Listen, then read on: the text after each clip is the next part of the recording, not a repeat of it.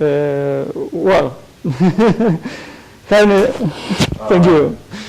So, well, first, thank you for giving me the opportunity of give this talk today. So today, I'm going to talk about these Alfvén QPO models for the giant flares of the soft gamma repeaters. So the outline of my talk, I'm going just to explain roughly which are these giant flares, and then how which are the models which try to explain the QPOs, the observer QPOs, and then the models that we are looking at.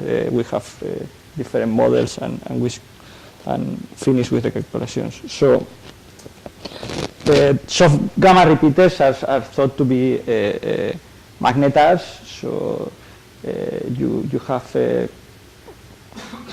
these observations of flares with soft gamma ray spectrum with repeated activity during years. They are nearby, and some of them are associated to supernova remnants. So these are probably some kind of neutron stars. In particular, they are slow rotating, and you observe a spin down. So all this combination of observations fits well with some object which has very large magnetic field, larger than 10 to the 14 Gauss. And this magnetic field can produce some stresses in the crust, which can release energy in form of crust quakes and this fireball of ejected plasma, which produces the giant flares. So this is what one thing is happening in these giant flares of soft gamma repeaters. So in the tail of the decay after the first peak, which is just a soft gamma ray spectrum, you get an X-ray tail. So when you observe the tail, you get these nice oscillations which are related to the rotation period of the magnetar. But if you look more closely in the data, you can observe a QPO, quasi-periodic oscillation. So there are three flares, three known flares. The first one is quite old, so there is no timing of this source. In fact, it was thought at the beginning that it was a strange GRB, but now it's known that in reality it's a giant flare. And then we have these more recent sources in which you have timing, and there has been found these QPOs and some frequencies around. The important thing is these are around 30 plus something, and you get also 30 plus something, and then something at higher frequency. This is the rough picture. So if you look at you are having a crust quake. So let's look at the oscillations of the crust. So if you look at the analysis of torsional oscillations of the crust, so it's elastic oscillations, then you get that for the n equals 0 modes, and meaning this direction, so no nodes in this direction in the crust, you have this expression which scales with the L of the angular behavior of the perturbation, and in the case of n larger than 1 with nodes in the radial direction, there is a small behavior in L, but it's very, very small. So for every L, you basically have the same frequency of oscillation. So you can try to fit the observations, which are in this column here, with some kind of model. So let's say that the fundamental mode, n equals 0, L equals 2, is at 30 Hertz. And then you can make a fit using these expressions and try to identify the different modes. So you get this kind of identifications. The lower modes correspond to n equals 0, and the higher modes correspond to n equals 1 and overtones, which is somehow nice. And also similar for the other giant flare. But you still have some problems with these low frequencies. So, well, first, why is interesting these oscillations? As you have seen here, the frequency of oscillations is related with the radius of the star and the size of the crust. So if you can identify these two frequencies with these modes, the frequencies with the modes, you can say things about the properties of the radius and the size of the crust of the star, which can help to disentangle which is the equation of state, the real equation of state of neutron star, which is something which is not well known. So for example, you can constrain the radius versus mass. In the radius versus mass diagram, you can constrain these two parameters. If you take the n equals 0 modes and you make an identification, you can say that you can have only this range of masses and radius, and for the n equal 1 you get this size. So you know that if the identification is correct, you can say that your neutron star is located here. And therefore, for example, if you have some equation of states are possible and other equation of states are ruled out. So you can constrain the equation of state. But for this you need a good identification. So can you go back to start? So if the crust becomes thinner, your frequency becomes higher. Right. And you said that the low frequency modes are the ones which are the puzzling thing. So is there a possibility that in principle the core has itself a frequency at which it's oscillating somehow? Mm-hmm. I mean, it's the crust where you have the yes. perturbation being created because mm-hmm. of the breaks in the magnetic, because of the crust breaks. Yes. But then this is exciting some modes inside the core. Right. This core should vibrate, and then yes. triggering, sure. Crust oscillations. Is that a possibility, or is it? Yeah. Well, in fact, this is the possibility we are trying to explore here. We are trying to see the Alfvén oscillations in the core. Okay, so and then it's like a driven oscillator, the outer crust sort of, because you want to have the information coming to the crust, right? This, yes, well, this is not well known. I mean, you can have either damp, so you can, I mean, basically the talk is about this. You can either have a crust which is damp by the coupling to the interior, or the other way around. And how exactly this coupling works is, I think, is not well understood.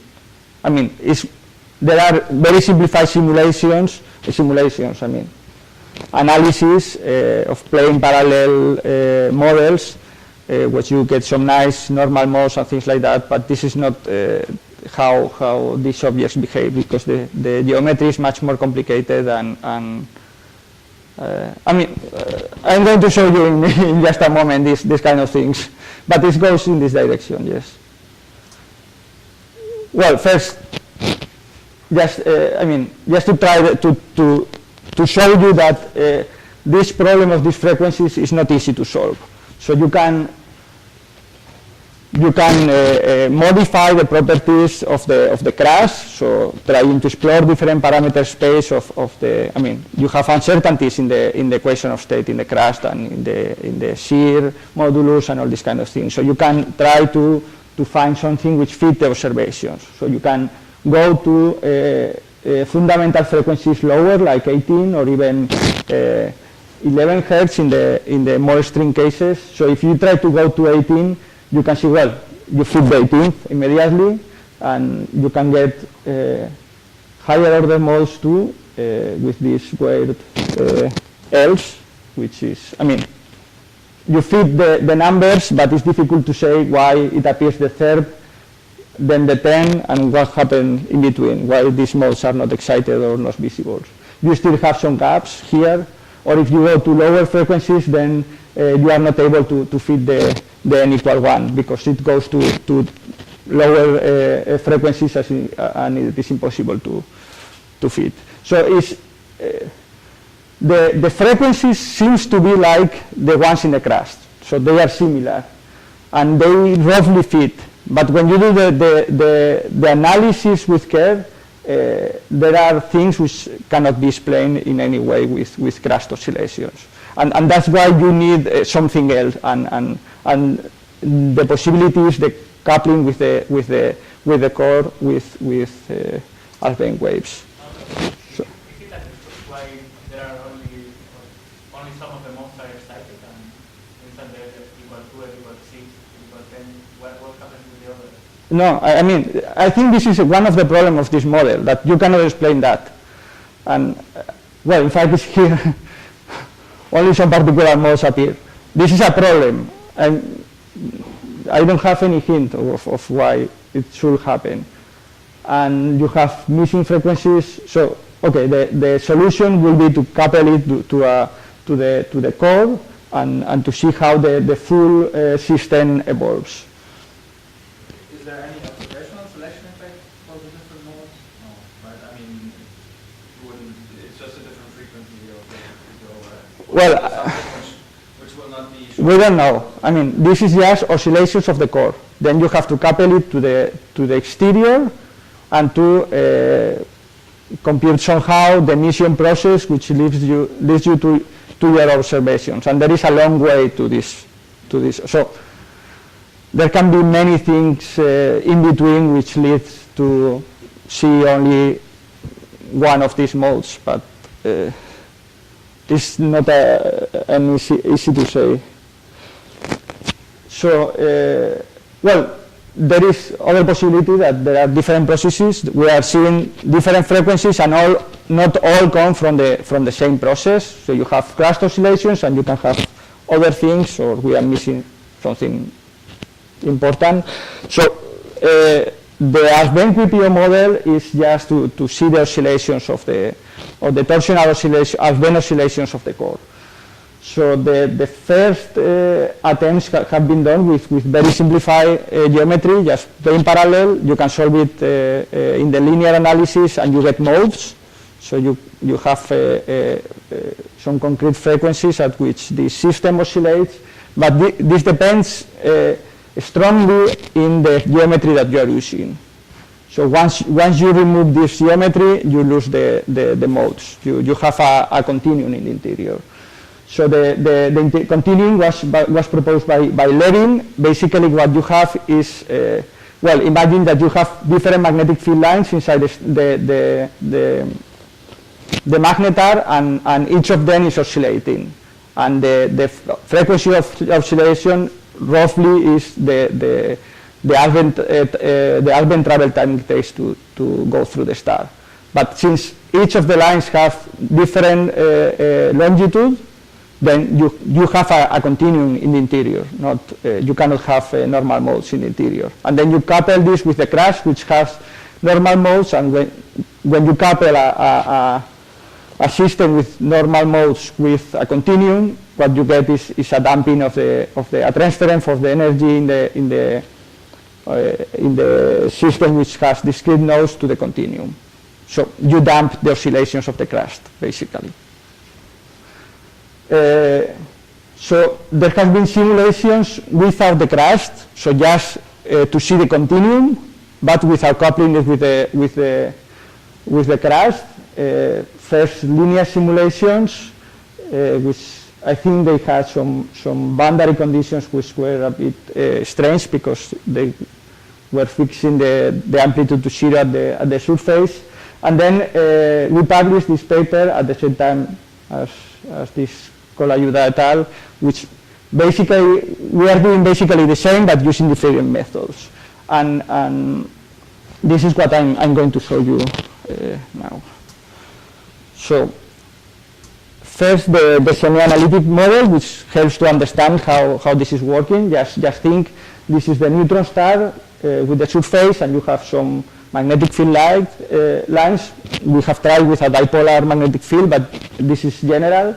So in general, you can have open magnetic field lines inside the star and closed inside the star, which behave slightly different because you have different boundary conditions.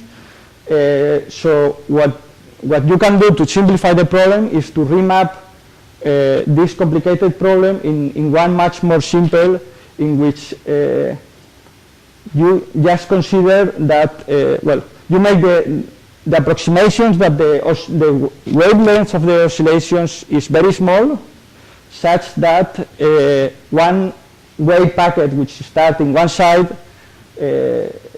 such that you can compute the time it takes for one small packet to go from one side to the other. And then you parameterize the position of along this line as the time traveled along this line. So you can remap this thing here into this square here, where this is normalized to the time it takes to travel. And in this axis, you just have, you are just ranging in between different magnetic field lines.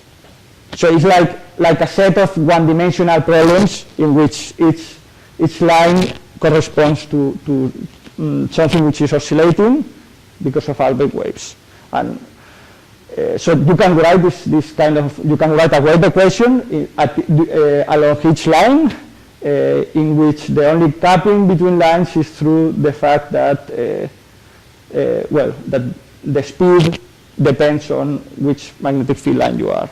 So you can look for standing waves here. So, well, we impose this boundary condition, which is roughly like if you had a thin crust without inertia. So we don't have any crust, but it's similar, the effect that you get is similar to that. So you can find standing waves into this system with some particular frequencies which are related to the travel time. So the frequency depends on which magnetic field line you are, so it's a continuum. And the standing wave is approximate. So it's only a standing wave if your evolution time is shorter than certain typical time scale. After that, two neighborhood magnetic field lines are going to become out of phase, and you are going to lose the standing waves. And this time depends on how the frequency varies with the magnetic field line you are looking at. So if you have a plane parallel system, all magnetic field lines have the same frequency, therefore this is 0, and this time is infinity. So you get normal modes. This is essentially phase mixing time. Yes, it's phase mixing time. But in practice, that's not very long. No, well, it depends on this derivative, but in practice it's not very long. I'm going to show you the simulations in a moment. So this is like how the spectrum looks like. This is just, again, different magnetic field lines and the frequency. So you get, for the open lines, you get this set of continuums in which, okay, let's explain something first. Here. Okay, so as I said, this depends on this derivative. So if you have a continuum, everywhere where this thing is 0, you can have long-lived QPOs, so something which is oscillating for a very long time. So you can look into the continuum where this happens, which are the turning point, the streamer. In this particular case, it happens at this line, which is the line through the axis, going through the axis. Then you have the closed magnetic field lines here. You also have QPOs here. You can see that here you only have one branch of oscillations, while in the open magnetic field lines you have two branches of symmetric and antisymmetric modes. Well, and you get two sets of QPOs. This is for a particular model. So here, I mean, you obviously you completely neglect coupling of two neighboring. Right. Like the drive, yes. Right? It's yes. This is just. I mean, is it very complicated to include driving of Well, yes, you can do MSD simulations. So. But wait a minute, let's go back here. Yeah. So the flattening of the curve at your pi equals 0 just is due to the fact that there's a turning point right near the axis. Yes. So curvature of the tilt of the crust goes to zero near, with respect to the magnetic axis, goes to zero right near the magnetic axis. Yeah, but I think it does. But I don't understand this flattening you get on here. So-called closed field lines. Because, I mean, chi here, how does the variable chi label closed field lines? I mean, here you have that.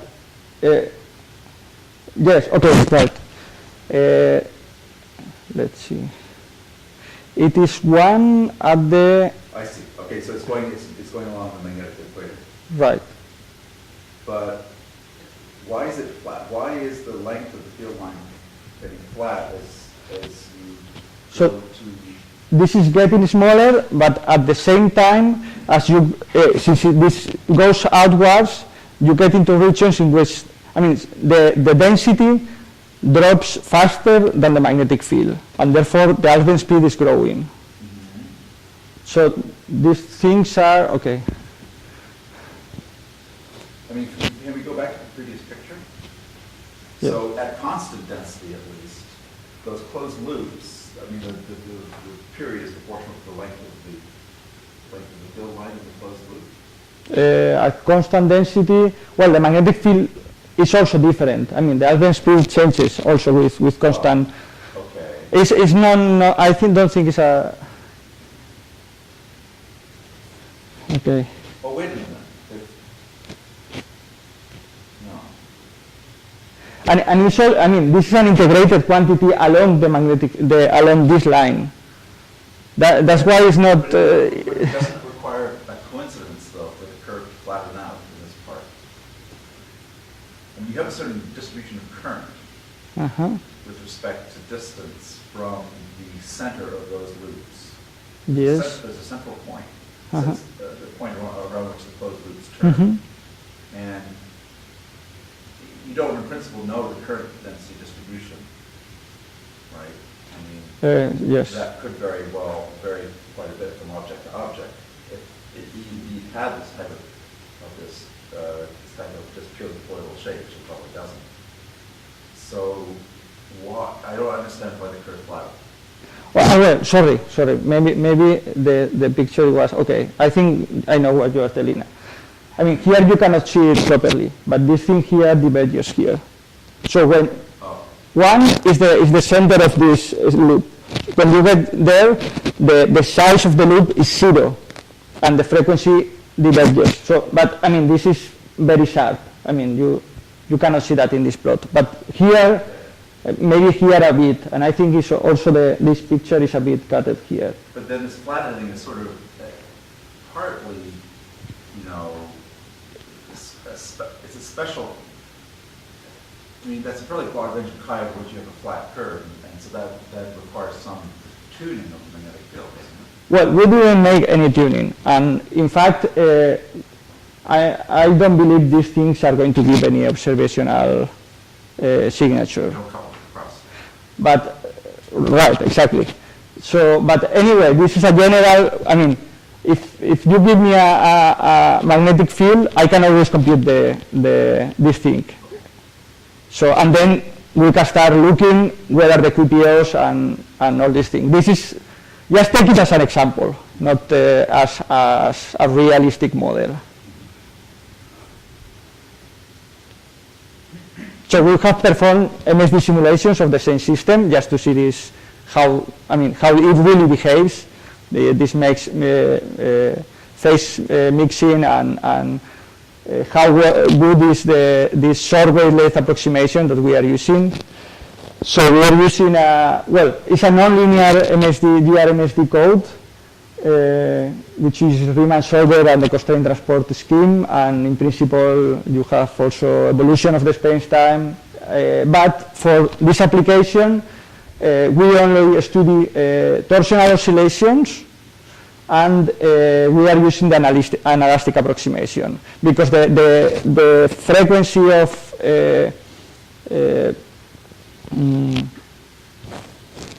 the travel time of sound waves is much shorter.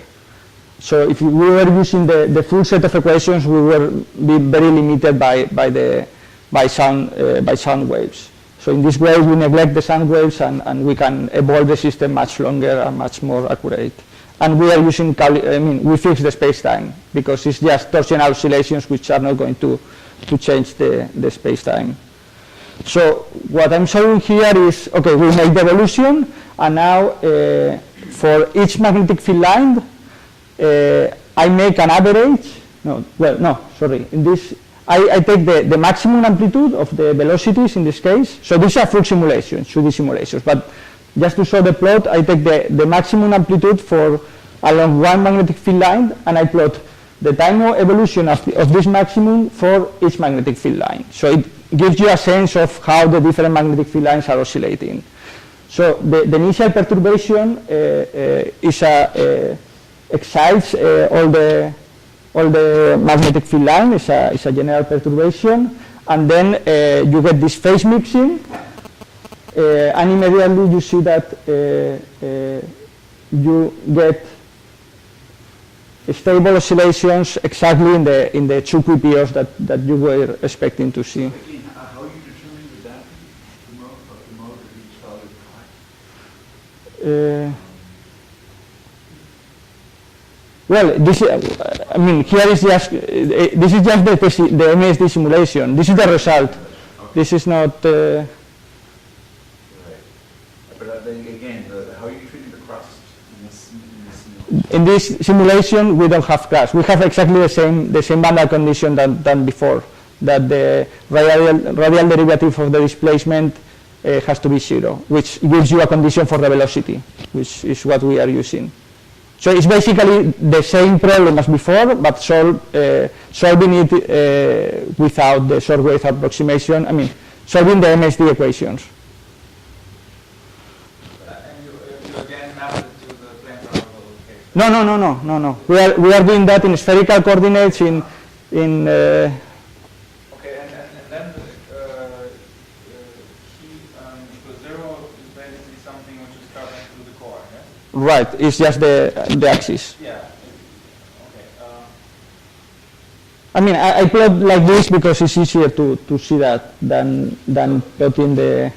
So that basically really means that everything which is close to unity, C equal unity, is really something which is in the crust, in this region which you showed in your. Yes, I'm going to show you pictures now of the oscillation itself. In fact, well, if you want, I can. Well, yes, right. This thing here corresponds to this kind of oscillations. So it's close to the pole, while the other one, this one close to 1, are these ones. These are the kind of things we see. So, well, if you do now for each magnetic field line, you do the Fourier transform of the velocity at all the points along the magnetic field line, and then you average just to have a sense of which is the frequency of this magnetic field line somehow. You get this, and then I have plot the results of the semi-analytic approach. This is exactly the same that I just showed you before. And you can see that the QPOs are correctly captured, both sides, these ones and these ones, and you can see also some hints of this continuum here. Although, since it is short-lived, this thing here, you only have, basically, you only have FFT. The Fourier transform only includes this. You do it for all, but the main contribution is of this part. So you have much weaker signal here. But you show more lines on the central QPO stuff, right? So what are you doing there? Do you rescale somehow? Which line? The red line? Yeah, the red line. The red line is the semi-analytic approach. Yeah, I know. Okay. Is it for different cases in the blue line and the red line, because you have more? No, it's just the red lines are the ones corresponding to the open field lines, and the blue correspond to the closed field lines. Yes, I understand, but for example, between the second and the third, there is another one. This one? Which is matching your result from the... Yes. better than the other, no? Or am I misunderstanding? If I count from below. Okay, yes. For example, for n equals 1, you have here 1 and 2. Yeah, they fit very well. Yes. And then the next one, there you show Yeah. and there's another one shown which fits the result better. Sorry, I can. Or am I misunderstanding? I mean, if you just... No, I mean, this one fits better too. Yeah, this one fits good, well, but then it seems like... Sorry, no, It seems like it's discontinuities here. I mean, it seems like this one is not belonging to this result. So, you know, this blue line would be there. okay, no, this comes, yes, this is, Okay, so they really have... yes, it's this thing here. The thing is that inside you have some phase freedom, so they can oscillate, I mean, you can rotate them and you can still have oscillations, while here you have fixed the boundary conditions, so you can only have two kind of symmetries. Sorry.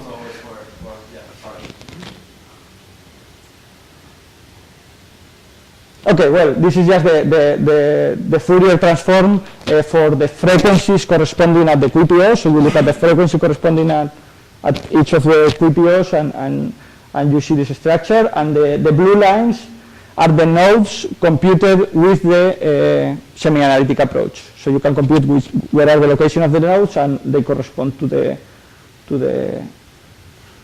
different oscillation patterns.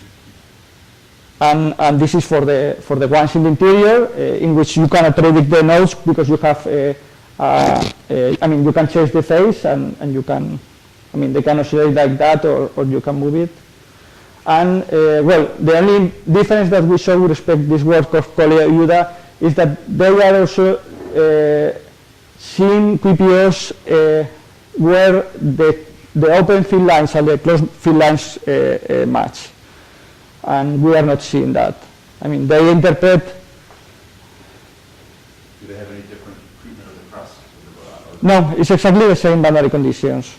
We interpret this, they interpret this as a maximum, or as a turning point, and they see the QPO. I don't think it's a turning point, because this point is related to this. It's not a turning point, it's just that the match is... I mean, it's like this, but it's not a turning point. And we don't see anything in our simulations at this point. So, well, then let's try to do it better than before. Can we do it better? So, well, you can, in this case, the free parameter that you have is the magnetic field. You can well, the magnetic field structure too, also the model of the star, but basically changing the magnetic field up and down, you can move all the frequencies up and down. So you can adjust, for example, this 30 Hz to the n equals 0 antisymmetric mode, and then you get automatically that this is the first and this is the second antisymmetric, and you can do the same for this model. Or you can do much more complicated things. I mean, since you have plenty of QPOs, you can always choose a magnetic field low enough such that you match all the frequencies. But of course, I don't think, I mean, it's a bit strange. But anyway, with this kind of matching, you get roughly magnetic fields for this particular configuration of the magnetic field, which roughly agree with the estimates for the magnetic field of these objects. So, I mean, that gives you an idea. Where do you get those magnetic fields from? I have to check it. I mean, from spin down, there It's are variations. I wouldn't fuss when you spin down magnetic fields. Okay. And that's an external field in any case. It's not an internal field. No, this is the magnetic field at the surface. Yeah. Still. Well, even if you remove this, look like magnetars. I mean, it's reasonable to think that a magnetar, the oscillations on a magnetar are roughly of these frequencies.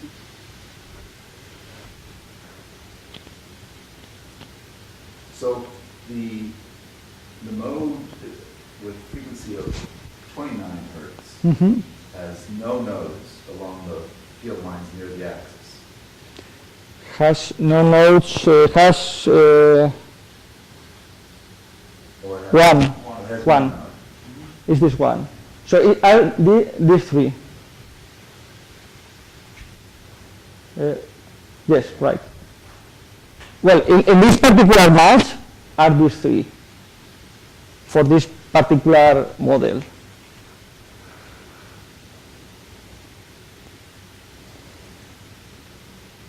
I mean, which have two nice things. First, you get magnetic field lines at the surface which are oscillating, and then it is antisymmetric, and therefore you create a twist because the upper pole and the lower pole are moving in the opposite direction, so you are creating a twist in the So in the why don't- magnetosphere.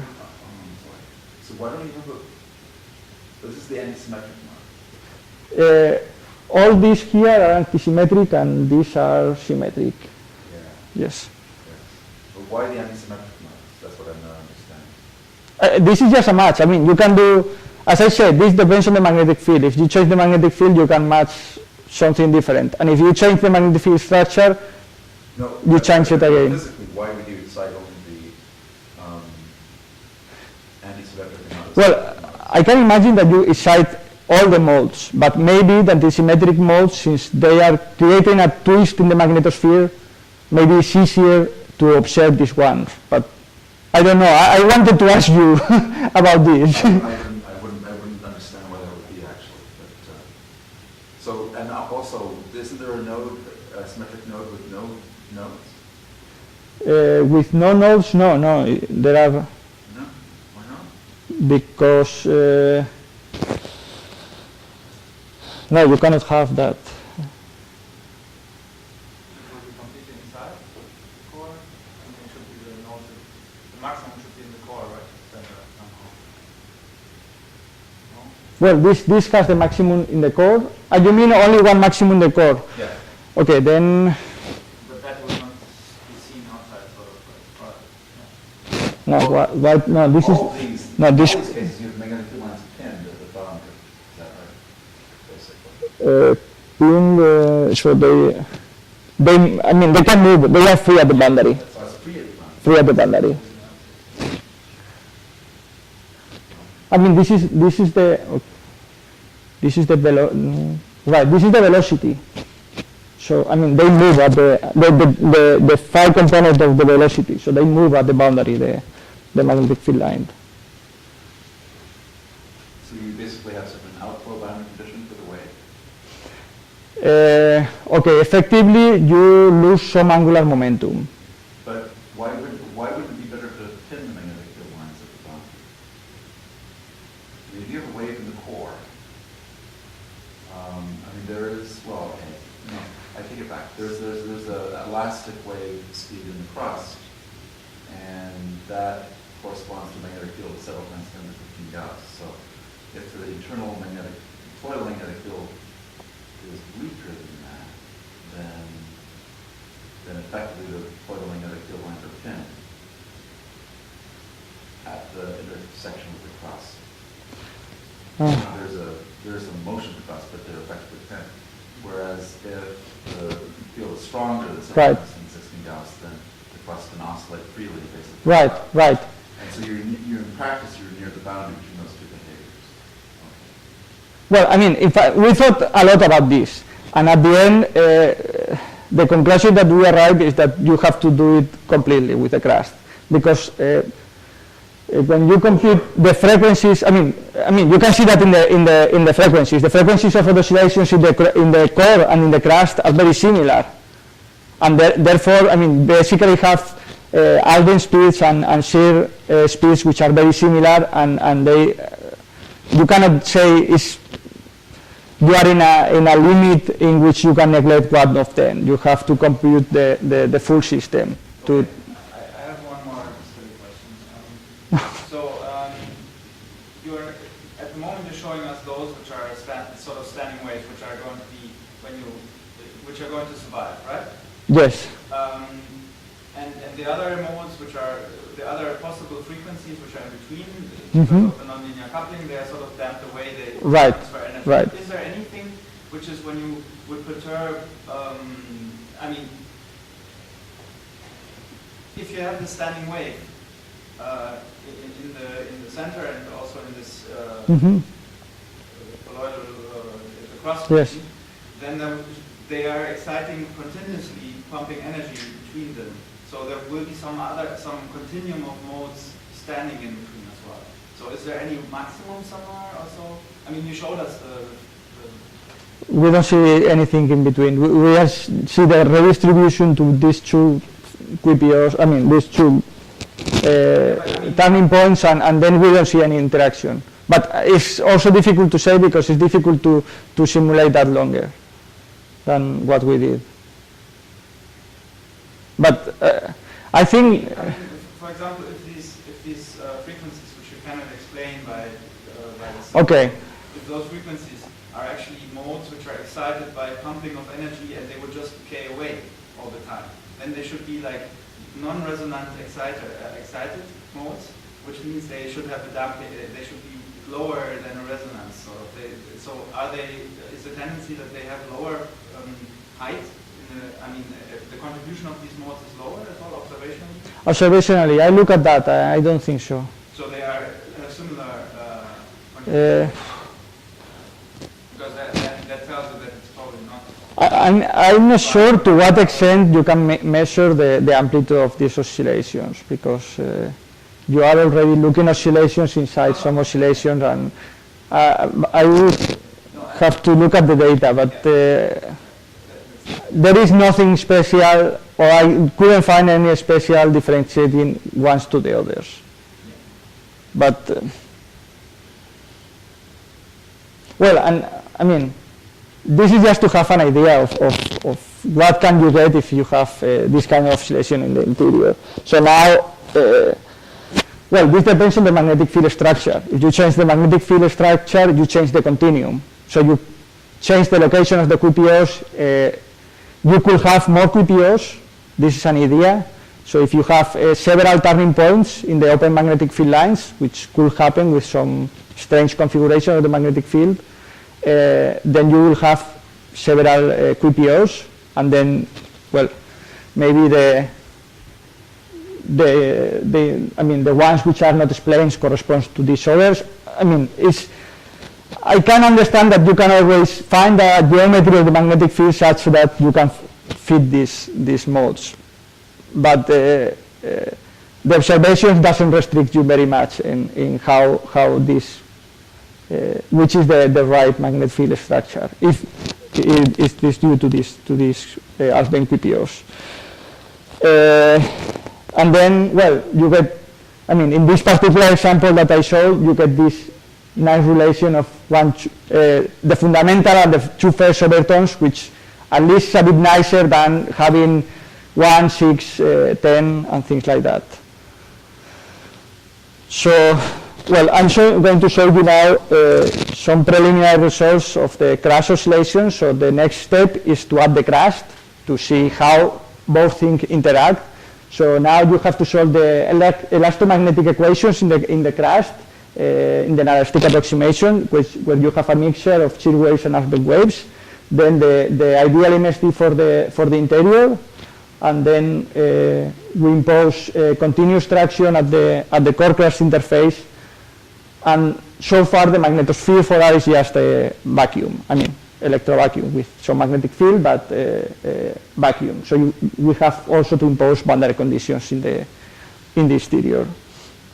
So in general relativity, you can add the elastic terms just by adding a new term in the energy momentum tensor, which in the case of just torsional oscillations is relatively simple. It only depends on which is the deformations in the torsional direction, which you can relate to the velocity. So you have a connection with all other variables, and you can write the equations. You can do it in two ways. So you either write it in the linear version, which is the one which is used for the linear analysis. For example, when people compute which are the modes of the crust, they solve this kind of equations, or they look for modes in this kind of equations, and we solve this with finite difference schemes in the crust, and then couple to the interior, in which we solve ideal MSD as in the previous case. So the nice thing is that you can use higher order methods for these equations, but then you have to impose boundary conditions between two domains which with different numerical methods, which is problematic, or can be problematic. The second approach is just use ideal MSD for, well, use the same approach, Riemann solvers for all the domain.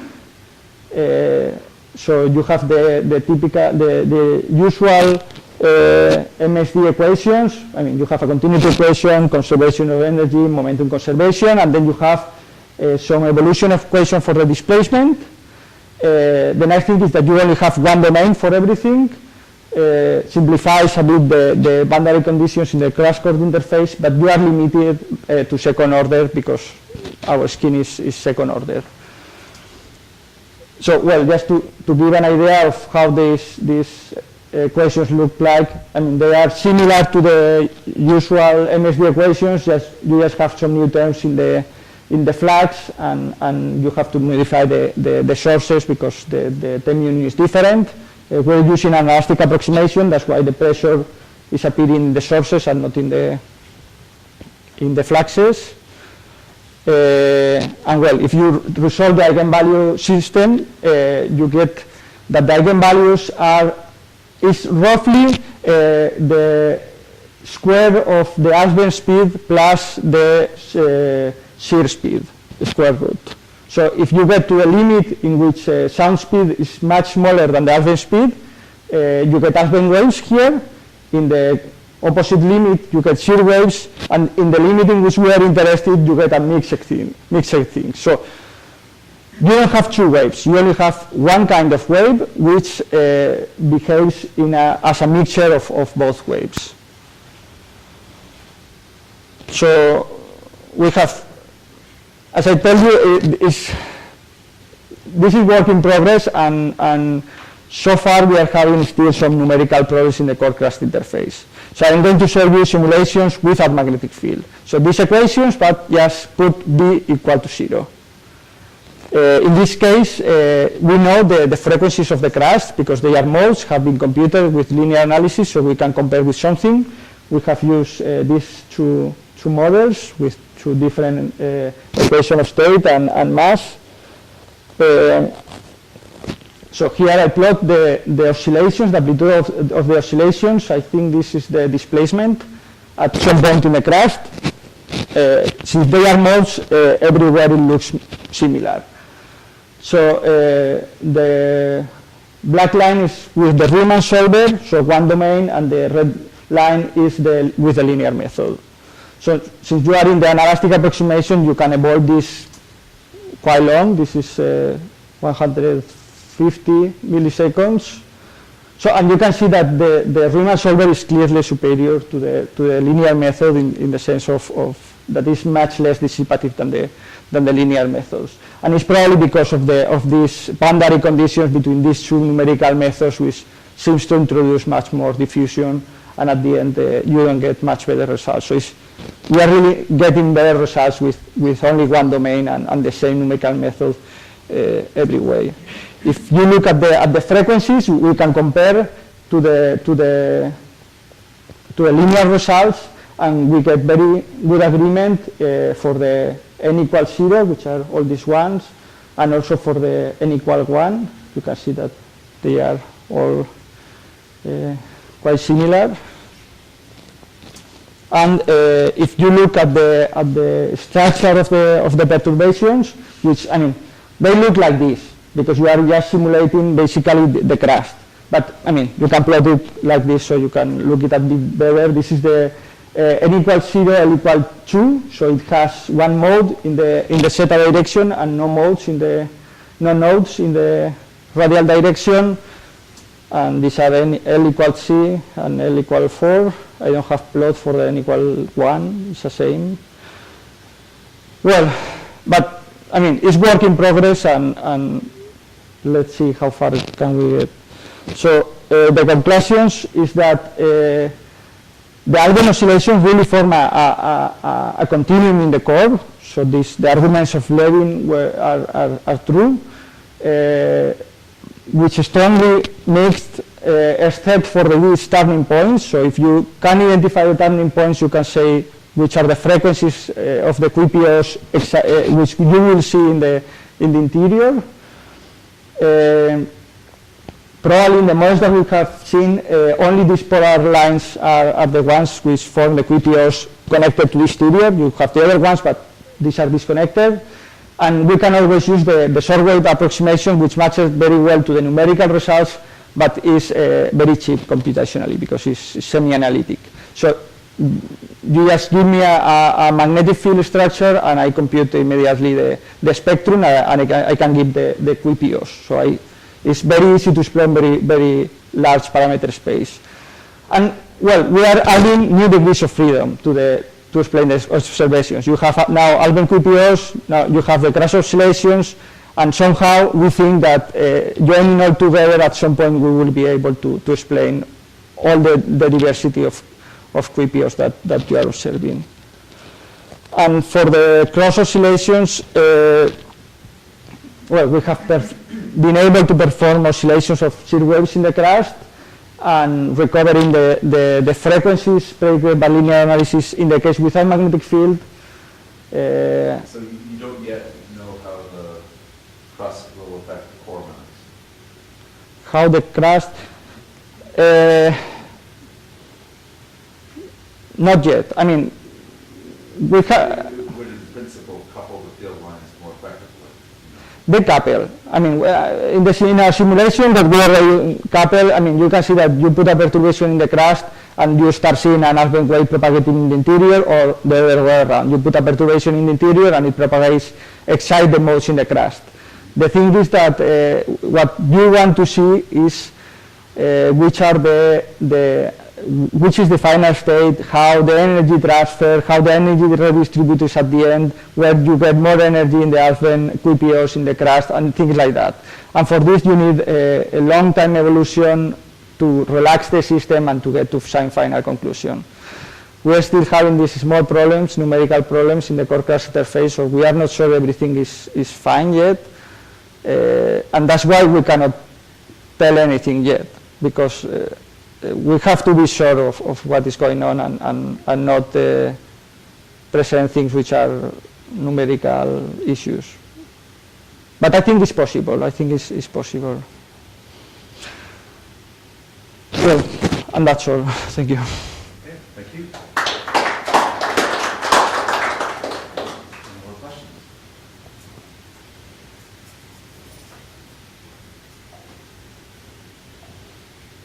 Well, I mean, I think the main concern observation is whether really ideal modes of the star are relevant.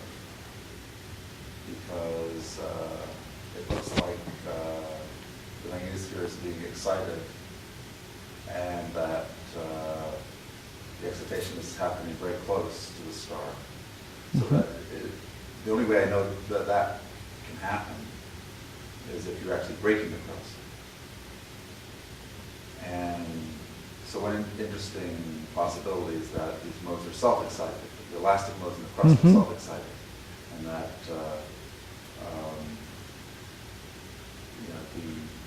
yielding of the crust excites an elastic wave which propagates around the star and then reinforces the yielding process in that spot. So there will be some shifts in the frequencies of the modes, for example, and I'm not optimistic you could, in that picture, learn about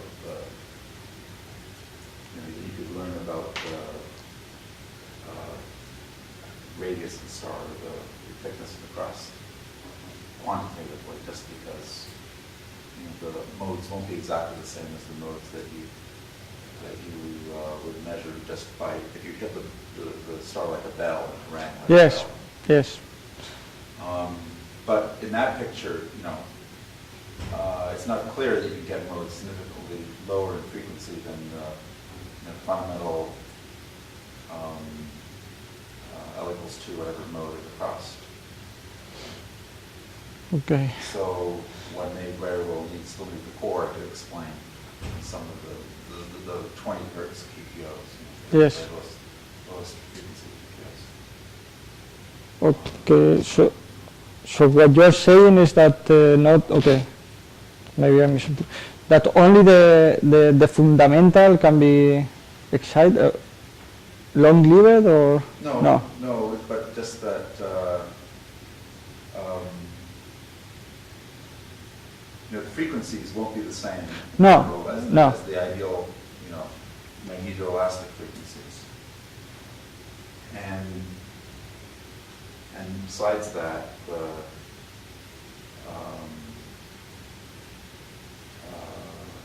the whole question of what the dominant modes are is quite uncertain, because you might expect you just hit the star, the energy would go into some particular set of modes, somewhat independently of how you hit it, if you wait long. Yes, sure, right? but and so it's not, so what one gets out of this type of calculation is a very nice thing to do, and it's obviously the first thing one would want to do.